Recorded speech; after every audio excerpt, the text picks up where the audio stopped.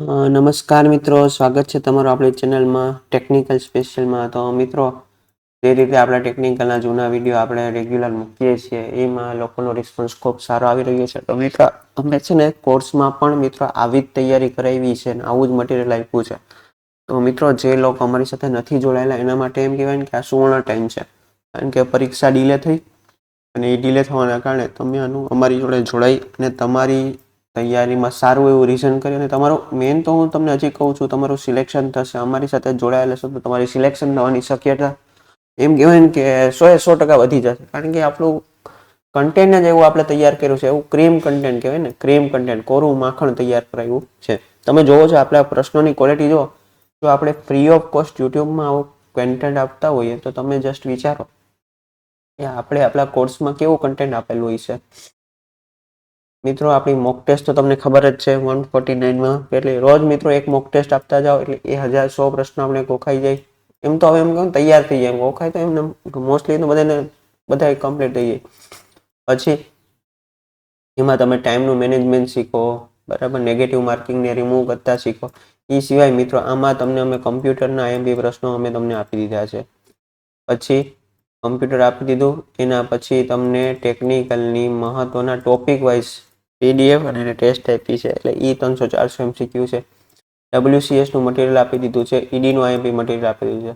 મિત્રો, આટલું તો અમે તમને આમાં ઓલમોસ્ટ ફ્રી આપી દીધું છે. તો મિત્રો, હજી લગી જો મોક ટેસ્ટ ન લીધી હોય તો મોક ટેસ્ટ લેજો અને તમારા મિત્રોને પણ શેર કરજો. એવું નહીં કે ખાલી હું એક આમાંથી પ્રિપેરેશન કરો. તમારા જેટલા ગ્રુપ છે ને મિત્રો એને ફોરવર્ડ કરો કે ભાઈ આ એક મોક ટેસ્ટ જોઈ લેજે, આ વસ્તુ જોઈ લેજે. અને જેને રિવિઝન કરવું છે સારામાં સારું, તો એને માટે થિયરીની ઈ બુક, એ તો શું ઇરરલેસ, જેમાં ભૂલ જ નથી. હજી લગી આમાં ક્યારે ભૂલ આવી નથી. આ તમારી થિયરીમાં એમ કહેવાય કે એમડી એમએમબી ટ્રેડમાં કાયદેસરનું ક્રીમ મટીરિયલ છે. અને બીજી વસ્તુ 7600 પ્રશ્નો. મિત્રો, આટલું કરો ને તો 40 માર્ક તો આપણે બહુ દૂરની વાત કહેવાય, 40 તો એમ હસતે હસતે આવી જાય. તો એ પણ તમારી પાસે હવે ટાઈમ છે કે તમે આને રિવિઝન કરી શકો. રોજના 500-600 પ્રશ્ન રિવિઝન કરો એટલે ઇનફ ટાઈમ છે તમારી પાસે અને આરામથી તમે રિવિઝન કરી શકો છો. તો મિત્રો, આ પણ તમારા માટે 149, માત્ર કેટલા રૂપિયામાં? 149 રૂપિયામાં મૂકેલી છે. આ સાથે ગુજરાતના જિલ્લાની જે પીડીએફ છે એ પણ માત્ર 49 રૂપિયામાં મૂકેલી છે. તો મિત્રો, આ ટોપિક મુજબ ટેકનિકલ, નોન ટેકનિકલ બોથ બંનેનું આમાં સમાવેશ કરવામાં આવેલું છે. અને મિત્રો, કોર્સ જે આપણે જેને બધુંય જેને સાહેબ બધું બાકી જ છે, બધું નવેસરથી કરવું છે અને સારું રિવિઝન કરવું છે, તો એના માટે મિત્રો આપણો કોર્સ 499 ઓનલી. માત્ર કેટલા? 499. એમાં 100 માર્કનું બધું મટીરિયલ આવી જાય. ટેકનિકલ, નોન ટેકનિકલ, થિયરીની ઈ બુક, એના વિડીયો લેક્ચર્સ, ટોપિક ટેસ્ટ, બરાબર, ટ્રેડ ટેસ્ટ, પછી નોન ટેકનિકલમાં બધું, એટલે પૂરેપૂરું બધું આમાં આવી જશે. બરાબર. તો હવે હજી લગી જોડાયેલા ન હો તો જોડાઈ જજો. કાંઈ પણ પ્રશ્ન હોય તો આ નંબર પર ફોન અથવા વોટ્સઅપ મેસેજ કરજો, અથવા એપ્લિકેશનમાં પણ તમે મેસેજ કરી શકો છો. તમને વહેલાસર રિપ્લાય મળી જ જાય છે અને મળતો રહેશે. કારણ કે મેં કીધું કે કંડક્ટરમાં જેમ આપણે ગુજરાતમાં પહેલો નંબર હતો, એવી રીતે 100% એવું થશે કે હેલ્પરમાં પણ આપણે ગુજરાતમાં ફર્સ્ટ રેન્કે આવી. ચાલો શરૂઆત કરીએ. સૌથી પહેલો છે પહેલો ક્વેશ્ચન, કેમ સાફનું કોનું નિયંત્રણ કરે છે? જે કેમ સાફ છે એના વડે કોનું નિયંત્રણ થાય છે, એ આપણે પ્રશ્નનો જવાબ દેવાનો છે. તો સિમ્પલ જોઈએ તો કે કેમ સાફ્ટ, મિત્રો બે વસ્તુ આવે, કેમ સાફ્ટ આવે અને ક્રેન્ક સાફ્ટ આવે. બેયમાં મિસ્ટેક ન થાય મિત્રો. બેયના આપણે 25-25 જેવા પ્રશ્નો આઈએમપી તમને અલગથી આપેલા છે, એટલે એ ખાસ જોઈ લેજો. વાલ્વને ખોલવાનું કામ કરે છે, વાલ્વને બંધ કરવાનું કામ કરે છે, વાલ્વનું ટાઈમિંગ છે, વાલ્વનું ટાઈમિંગ સેટ કરે છે કે ઉપરમાંથી બધા. તો મિત્રો જો, જે વાલ્વને ખોલતો એ જ વાલ્વને બંધ કરવાનો છે અને એ જ વાલ્વના ટાઈમિંગને સેટ કરવાનો. તો આ બધું કામ કોણ કરે છે? કેમ સાફ્ટ. મિત્રો, આમાં ઊંધું પણ પૂછાઈ શકે કે વાલ્વને ખોલવાનું બંધ કરવાનું કામ કોના દ્વારા નિયંત્રણ થાય છે. પછી ઓપ્શનમાં હોય કેમ સાફ્ટ હોય, ક્રેન્ક સાફ્ટ હોય. આવું હોય તો આપણે ભૂલ ન થાય કે ભાઈ વાલ્વનું નિયમન કોના દ્વારા થાય છે, તો કે ભાઈ કેમ સાફ્ટ દ્વારા થાય છે. નિયમન કહી શકાય, એટલે ખોલવાનું પણ આવી જાય, બંધ કરવાનું પણ આવી જાય અને ટાઈમિંગ પણ આવી જાય. નેક્સ્ટ ક્વેશ્ચન, એન્જિન ઓઇલમાં સૌથી અગત્યની ગુણવત્તા શું હોય? એન્જિન ઓઇલ બદલાવું હોય, ફક્ત વખત આપણે એન્જિન ઓઇલ બદલતા, એમાં સૌથી મહત્વનો કયો પોઈન્ટ આપણે જોવો જોઈએ એમ? લ્યુબ્રિકેશન ગુણ્યા વિસ્કોસિટી, એનું પીએચ લેવલ, એમાં ગેસનું પ્રમાણ. તો મિત્રો એની જે વિસ્કોસિટી છે ને એ એવું ટોપિક છે કે હર વખતે એની ગુણવત્તા આપણે કહીએ કે મેઇન ગુણવત્તા એની વિસ્કોસિટી છે. બરાબર, કે વિસ્કોસિટી જો સારામાં સારી હોય તો એ આપણે એન્જિન ઓઇલનો ઉપયોગ કરી શકીએ. એટલે વિસ્કોસિટી બહુ મહત્વનો ફેક્ટર છે.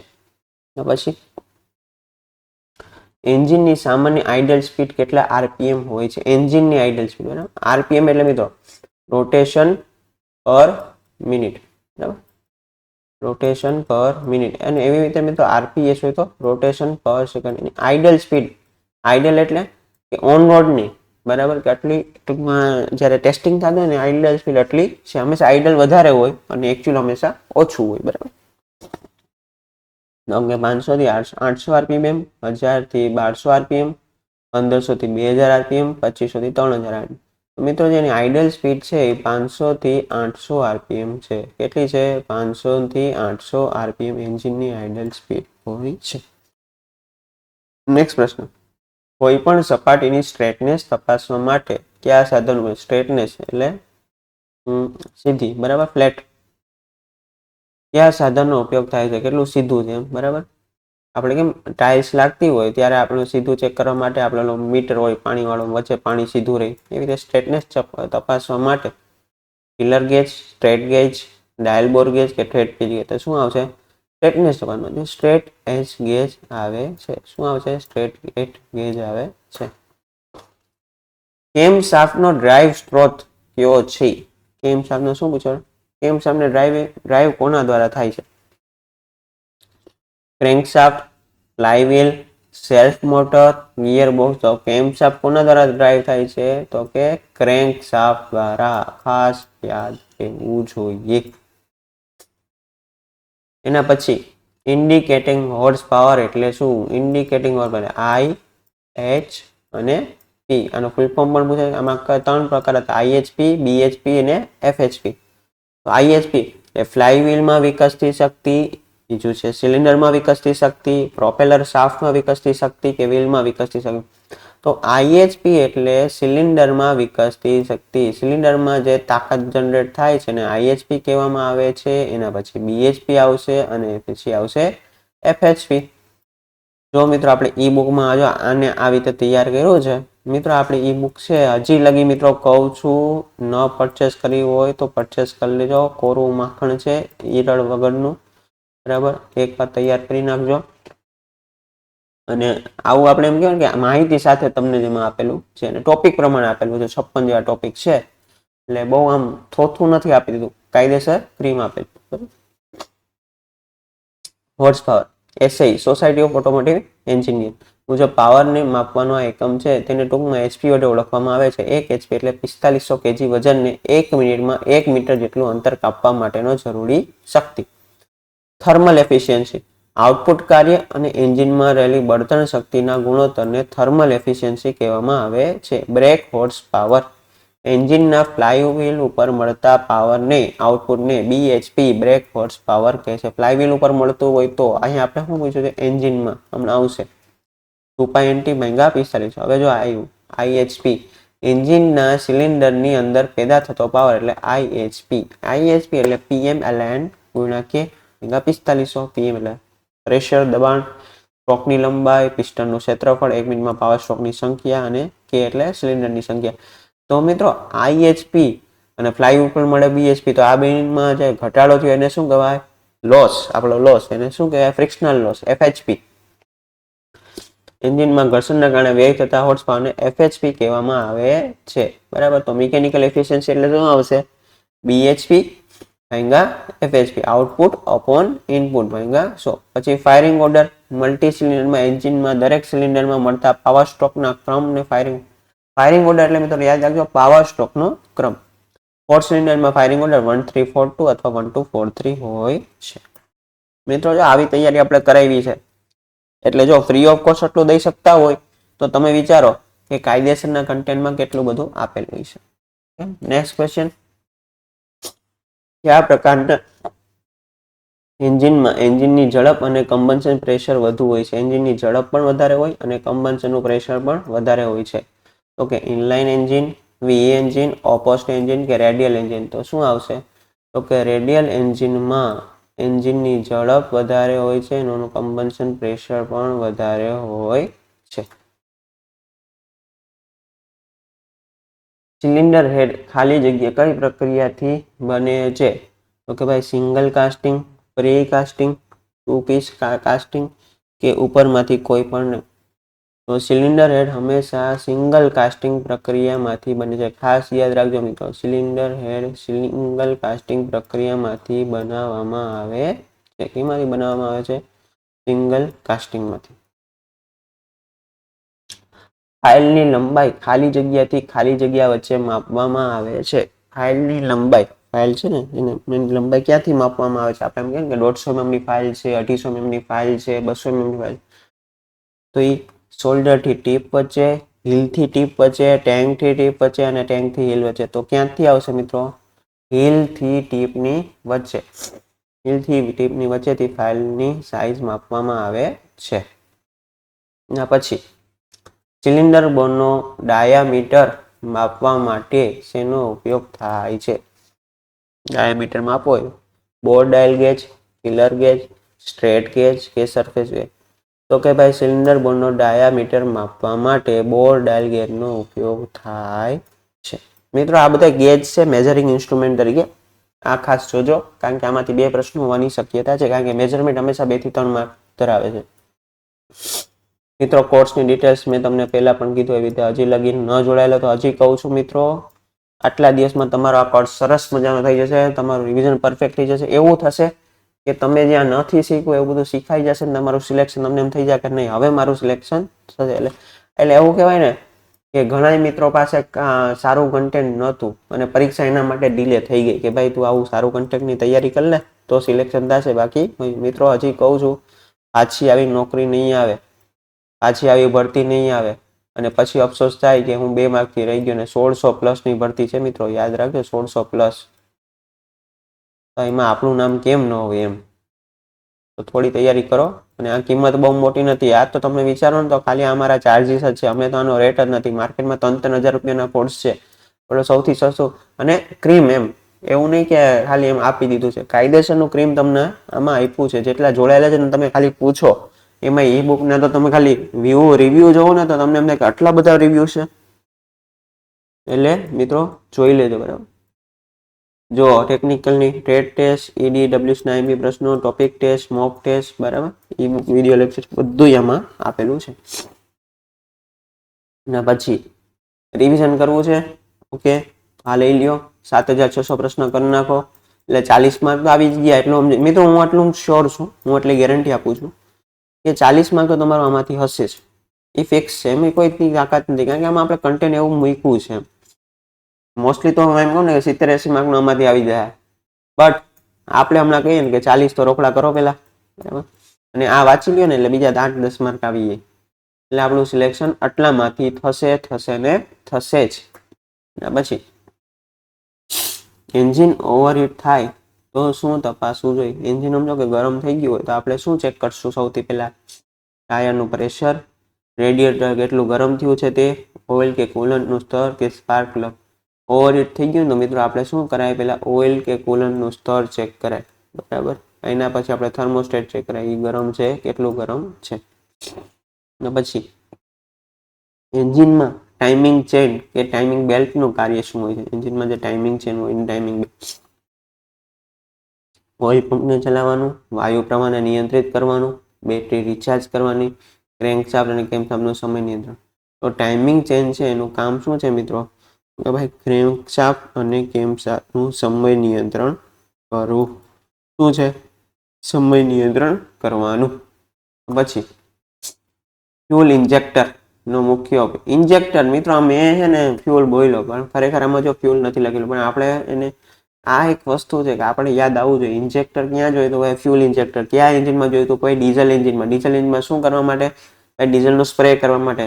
શું કામ? એમાં સ્પાર્ક પ્લગ નથી, એમાં તો એ પ્રેશરથી ઇગ્નાઇટ થાય છે બરાબર. એટલે આવી રીતે તૈયારી કરો ને મિત્રો, આમ પોઈન્ટ ટુ પોઈન્ટ, તો કોઈની તાકાત નથી કે ગમે એવા અઘરા પ્રશ્નો કાઢે ને તમને ના આવડે બરાબર. તો ઇન્જેક્ટરનો મુખ્ય હેતુ હવા નાખવા માટે, પાણી નાખવા માટે, ડીઝલ સ્પ્રે કરવા માટે કે ઓઇલને ઠંડુ કરવા માટે શું આવશે? ડીઝલને સ્પ્રે કરવા માટે ફ્યુલ ઇન્જેક્ટરનો ઉપયોગ થાય છે. એવી રીતે કાર્બોરેટરમાં હવા અને બળતણનું ફ્યુલનું મિશ્રણ થાય છે પેટ્રોલ એન્જિનમાં. અને પછી મિત્રો ઈડીના પ્રશ્નો આવ્યા છે. ડ્રોઈંગ ઇન્સ્ટ્રુમેન્ટ જો ઈડીના મેં લગભગ 250 પ્રશ્ન IMP તમને આપ્યા છે. એ 250 કરી નાખજો મિત્રો. મોસ્ટલી એમાંથી હોવાની શક્યતા છે. અને બાકીનું મેં તમને ઓનલાઈન શીખવાડેલું પણ છે. ડ્રોઈંગ ઇન્સ્ટ્રુમેન્ટમાં ડિવાઈડરનો ઉપયોગ શું? તો ગોળાકને ખેંચવા માટે, માપ વહેંચવા માટે, કાપણી કરવા માટે કે ઘસારા માટે? તો માપ છે ને માપ વહેંચવા માટે ડિવાઈડરનો ઉપયોગ થાય છે. આવી રીતે માપ છે ને એને ભાગ પાડવા માટે ડિવાઈડરનો ઉપયોગ થતો હોય છે. પછી બહુ એમ કહેવાય ને બહુ મોસ્ટ ટાઈમી પ્રશ્ન કહેવાય. ટેકનિકલની ડ્રોઈંગમાં કઈ એકમ અથવા કયું એકમ સૌથી વધારે વપરાય છે? ટેકનિકલમાં તમે લખો ને ઓલ ડાયમેન્શન ઇન. તો ટેકનિકલની જેટલી મિત્રો ડ્રોઈંગ હોય ને એમાં છે ને એકમ કયા એકમમાં બધા યુનિટ હોય? ઇંચમાં હોય, મીટર, મિલીમીટર કે ફૂટ? તો મિત્રો યાદ રાખજો ટેકનિકલની બધી ડ્રોઈંગમાં એક હંમેશા mm હોય, મિલીમીટરમાં હોય, કારણ કે એનો આપણે સ્કેલમાં ઉપયોગ કરી શકતા હોય. All dimension in mm. શું હોય? mm એટલે સેન્ટીમીટરનો 10મો ભાગ, મીટરનો 1000મો ભાગ. ફ્રન્ટ વ્યૂ પ્રોજેક્શન આવ્યું ભાઈ ઓર્થોગ્રાફિક અને આઇસોમેટ્રિકમાં. ફ્રન્ટ વ્યૂ શું દર્શાવે? ફ્રન્ટ એટલે સામેની બાજુ. યાદ રાખજો ફ્રન્ટ એટલે સામેની બાજુ, ટોપ એટલે ઉપરની બાજુ. તો શું આવશે? આગળથી દેખાવ, સામેથી દેખાવ. બરાબર. પછી કયા દ્રશ્યમાં મશીનના અંદરના ભાગો સ્પષ્ટ દેખાય છે? મશીનના અંદરના ભાગો આપણે ડ્રોઈંગમાં જોવા હોય તો કયું દ્રશ્ય જોવું પડે? ટોપ વ્યૂ તો ઉપરથી દેખાય, ફ્રન્ટ વ્યૂ તો સામેથી દેખાય, સાઈડ વ્યૂ એટલે સાઈડમાંથી દેખાય, ને સેક્શનલ વ્યૂ બરાબર સેક્શન ભાગ પાડીને. મિત્રો સેક્શનલ વ્યૂ એવું છે કે જેનાથી આપણે અંદરની બધી વસ્તુ જોઈ શકીએ. આપણે સેક્શન જોઈએ LV લેફ્ટ સાઈડ ને રાઈટ સાઈડ. પછી ટાઇટલ બ્લોક ડ્રોઈંગ શીટમાં ટાઇટલ બ્લોક શીટના કેમ મિત્રો ગયા વખતે આપણે ટાઇટલ બ્લોકની સાઇઝનો પ્રશ્ન લીધો હતો અને આ વખતે ટાઇટલ બ્લોકનો ની જગ્યાનો પ્રશ્ન. મિત્રો આજે આપણે પ્રશ્નમાં આપણા વેરિએશન જો મિત્રો એક તમને ગિફ્ટ હું એ આપીશ કે જે આપણી સાથે જોડાયેલા છે. મોક ટેસ્ટમાં તમને આપણે આટલા જેટલા લેક્ચર્સ લીધા ને 40 થી 50 ટૂંકમાં ટેકનિકલના એમાં શરૂઆતમાં જ આપણે બધા વિથ સોલ્યુશન એ બધાની PDF હું તમને બનાવીને તમને મોક ટેસ્ટમાં ફ્રી ઓફ કોસ્ટ આપીશ. સમજાય છે મિત્રો? એટલે 25 ગુણા કદાચ તમે છે ને 30-40 કરો ને એટલે 1000 પ્રશ્નો થાય મિત્રો. આ 1000 ક્રીમ છે એમાં 1000માંથી બરાબર લગભગ કોઈ પ્રશ્ન રિપીટ થતા નથી. આ હું તમને ફ્રી ઓફ કોસ્ટ મોક ટેસ્ટના કોર્સમાં આપી દઈશ અને ફૂલ કોર્સમાં તો બાય ડિફોલ્ટ આવશે. પછી ટાઇટલ બ્લોક મધ્યમાં ઉપરની જમણી બાજુ તો નીચેની જમણી બાજુ ઉપરની ડાબી. તો મિત્રો તમને ખબર છે આવી રીતે ડ્રોઈંગ શીટ હોય તો જનરલી અહીંયા હોય ટાઇટલ બોક્સ. શું થાય? નીચે ને જમણી બાજુ એક. પછી સેક્શન લાઈન ને બીજું શું કહે છે? બહુ સેક્શન લાઈનનું બીજું નામ એટલે આપણે લાઈનની જ ખબર ન હોય. ભાઈ લાઈન તૈયાર કરજો. લાઈનનું આપણે મૂક્યા છે 2 પેજ મૂક્યા છે લાઈનના એ તૈયાર કરી ના હોય લાઈનનું બધું આવડી જાય. અને લાઈન મિત્રો એક અગત્યનો ટોપિક છે એક માર્ક કદાચ આવી જાય. Hidden line, hatching line, centre line કે ડાયમેન્સિંગ લાઈન? તો section line is not as hatching line. એને કઈ લાઈન કહેવામાં આવે છે? Hatching line. બરાબર. પછી ડ્રોઈંગમાં ઉપયોગમાં લેવાતી સૌથી પાતળી રેખા પાતળી લાઈન કઈ છે? Visible line, dimension line, hidden line કે કંટ્રોલ લાઈન? તો મિત્રો ડાયમેન્શન લાઈન છે એ સૌથી પાતળી લાઈન છે. જો આ લાઇન્સ બરાબર આપણે એમાં જો પેલો પ્રશ્ન કયો પૂછ્યો તો સેક્શન લાઈન એને હેચિંગ લાઈન પણ કહે છે. બરાબર. જોઈ લ્યો હવે સેક્શન લાઈન ક્યાં છે? બરાબર એને હેચિંગ લાઈન. અને પછી છે એક ડાયમેન્શન લાઈન સૌથી પાતળી લાઈન, એક્સટેન્શન લાઈન ડ્રોઈંગમાં માપો દર્શાવવા માટે જેનો ઉપયોગ થતો હોય છે. બરાબર મિત્રો આ જો અલગ અલગ લાઈનના પ્રકાર ઓબ્જેક્ટ રોટેટ હજી એક પેજ આપણે અલગથી મૂક્યું છે એ પણ તમારે તૈયાર કરવાનું છે.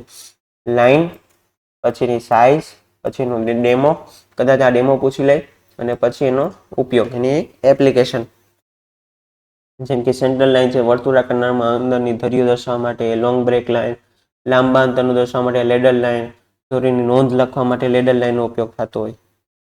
પછી કન્સ્ટ્રક્શન લાઈન છે, સેક્શનલ લાઈન છે, બરાબર, સેન્ટ્રલ લાઈન. એટલે આવું તૈયાર કરો ને મિત્રો તો એમ થાય કે ભાઈ સિલેક્શન થાય. અને ડોટેડ લાઈન જો ડ્રોઈંગમાં વસ્તુ જે દેખાતી ન હોય એના માટે એની ધારો દર્શાવવા માટે ડોટેડ લાઈન, તો કંઈક સિલેક્શન થાય. પછી છે ઓર્થોગ્રાફિક પ્રોજેક્શનમાં કયા દ્રશ્યો હોય છે? એક ડાયમેન્શનમાં હોય, 2 ડાયમેન્શનમાં હોય, 3 ડાયમેન્શનમાં કે તો મિત્રો ઓર્થોગ્રાફિક પ્રોજેક્શન હંમેશા 2 ડાયમેન્શન હોય છે. આઇસોમેટ્રિક હોય તો એ 3 ડાયમેન્શન હોય. પછી ડ્રોઈંગમાં ફૂટનોટ શું દર્શાવે છે? ફૂટનોટ એટલે ભાઈ સીટ નંબર, ખાસ નોંધ અથવા સૂચના, નાપે લીધેલા માપ, ટાઇટલની માહિતી. મિત્રો ફૂટનોટ આવી ગઈ છે ને સાઈડમાં નીચે લખેલી હોય ફૂટનોટ એટલે ખાસ નોંધ અથવા સૂચના. શું કહેવાય? ફૂટનોટ શેના માટે હોય? ખાસ નોંધ અથવા સૂચના માટે ફૂટનોટ આપવામાં આવે છે, બરાબર, એના માટે ફૂટનોટ હોય છે. પછી તાપમાનના એકમને સેલ્સિયસમાંથી કેલ્વિનમાં બદલો. મિત્રો તાપમાનના એકમ, તો આ બધા પ્રશ્નો છે ને મેં તમને કીધું હતું કે એસઆઈ એકમ પત્તી છે ને એમાં આપણે અલગ અલગમાં ટ્રાન્સફર થાય. અમુકમાં સેલ્સિયસ એકમ છે, એમ બરાબર ફેરનહીટ છે, તો આનું કન્વર્ઝન પણ છે તમારા સિલેબસમાં. તો આનું કન્વર્ઝન શીખવાનું છે. તો આવ્યું પેલું તો મિત્રો જો કેલ્વિન ઇઝ ઇક્વલ ટુ અંશ સેલ્સિયસ વત્તા 273.15. એટલે જો કેલ્વિનમાંથી ફેરનહીટમાં સેલ્સિયસમાંથી કેલ્વિનમાં ફેરવવું હોય તો આટલા ઉમેરવાના થાય. એટલે આપણો જવાબ આવશે 273.15. અને ઊંધું પૂછે તો માઇનસ કરવું પડે. મિત્રો આમાંથી ફેરનહીટમાં પૂછે છે એ તમને મેં કોર્સમાં આપેલું છે, તૈયાર કરવાનું છે. જુઓ એ તાપમાન છે ને એનો એકમ છે જો ફેરનહીટ બ્રિટિશમાં, પછી છે સેન્ટીગ્રેડ, સેન્ટીગ્રેડ ને એસઆઈમાં શું છે? કેલ્વિન. તો આ અંદરો અંદરનું આ કન્વર્ઝન છે ને એ તમને પૂછે છે. અને મેં આ તમને બધુંય આપણે એક પીડીએફ મૂકી છે એમાં બધાય આ કન્વર્ઝન તમને દર્શાવેલા છે. તો એ તમારે કરવાના છે. અને મિત્રો આ એફપીએસ આપણી ત્રણેય સિસ્ટમ, એફપીએસ, સીજીએસ ને એમકેએસ ને એસઆઈ, એના એકમ, એની સંજ્ઞા, બરાબર, એના ફૂલ ફોર્મ આવડવા જોઈએ. ફૂટ, પાઉન્ડ, સેકન્ડ, સેન્ટીમીટર, ગ્રામ, સેકન્ડ, બરાબર, મીટર, કિલોગ્રામ, સેકન્ડ, બરાબર. હું એમ કહું કેવો પ્રશ્ન પૂછાય, કઈ રાશિનો એકમ એ બધી મેટ્રિક સિસ્ટમમાં સરખો છે? તો ભાઈ સમય બધી મેટ્રિકમાં એનો એકમ છે. અને એવી રીતે વિદ્યુત પ્રવાહ કે બધી જમાં એનો એકમ એમ્પિયર છે. તો મિત્રો આવી રીતે તૈયારી કરો ને તો એમ થાય કે નહીં સિલેક્શન, આપણને જ કોન્ફિડન્સ અંદરથી આવી જાય કે મારું સિલેક્શન તો થશે જ. કારણ કે મેં તૈયારી એવી ક્રીમ કરેલી છે, હું એવી એકેડેમી સાથે જોડાયેલો છું, આવું ક્રીમ કન્ટેન્ટ બનાવ્યું છે. આપણે ઈ બુક તો તમે જોવો મિત્રો, શું ઈ બુક છે, બરાબર. મિત્રો આ 499 છે, આ ભૂલમાંથી લખાઈ ગયું છે, બરાબર. તમારા માટે આ ડિસ્કાઉન્ટ ઓફર છે. મિત્રો આ આપણી તૈયારી. અને મોક ટેસ્ટ તો મેં તમને પહેલા જ કીધું, હજી પરચેસ ન કરી તો તમને આ એવું આ શું બન્યું ખબર, પરીક્ષા ફિક્સ જ હતી 21 તારીખે, એને બદલે 5 તારીખ ગઈ. એટલે આ એવું બન્યું કે જે મિત્રો બિચારા અમારી સાથે નથી જોડાયેલા અથવા એને સારું કન્ટેન્ટ નથી મળ્યું એના માટે એક સારો એવો મોકો મળી ગયો કે ભાઈ હવે હું આ 20 દિવસ આ એકેડેમી સાથે કામ કરી લઉં કે આવું તૈયાર કરી લઉં તો આપણું સિલેક્શન થાય. એટલે મિત્રો આ જે 20 દિવસ છે ને એમાં તમારું ભવિષ્ય સુધારવા માટેનું છે. 20 દિવસ આવી અમારી રીતે જોડાઈને અમારા કોર્સમાંથી તૈયારી કરી લો, સિલેક્શન થશે જ અને પછી અફસોસ નહીં થાય. એના કરતાં મેં એમાંથી કરી નાખ્યું હતો. કારણ કે માર્કેટમાં ઘણી એકેડેમી છે જેના કન્ટેન્ટમાં કાંઈ નથી, એના રેટ તો તમે જો સામે આપણો રેટ કાંઈ નથી. એટલે 149માં ઈડી, WCS, કમ્પ્યુટર બધું આમાં આવે છે. ઓકે મિત્રો, તો હવે આજે આપણે એટલું રાખીએ. હવે મળશું એક નવા વિડીયોમાં એક નવા લેક્ચર સાથે. ચાલો, થેન્ક યુ.